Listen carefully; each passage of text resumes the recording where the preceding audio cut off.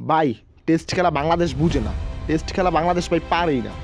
Test খেলার যে একটা সৌন্দর্য রয়েছে, এই সৌন্দর্যটাই নষ্ট করতেছে বাংলাদেশ ক্রিকেট টিম। তাহলে জিম্বাবুয়ের মতো দলের বিপক্ষে যে টিম 200 রান করতে পারে না, এটা কোনো টিম হয়েছে ভাই? এটা কোনো টেস্ট খেলার টিম? টেস্ট খেলার যোগ্যতা অর্জন করার যে টিমের ওপেনাররা 50 রানের একটা পার্টনারশিপ করতে পারে না, শেষ 10 টেস্টের মধ্যে 50 রানের কোনো পার্টনারশিপই নেই বাংলাদেশ দলের, সেই টিম আবার কীভাবে ভালো খেলবে? যে টিমের ক্যাপ্টেন সম্মেদ সম্মেলন প্রেস কনফারেন্স এসে বলে আমরা জিতার জন্য খেলবো, জিতার জন্য চ্যাম্পিয়ন্স ট্রফিতে যাচ্ছি, চ্যাম্পিয়ন্স ট্রফিতে একটা ম্যাচও জিততে পারে নাই, আর টেস্টে বলতেছে না টেস্টে বাংলাদেশ হারবো।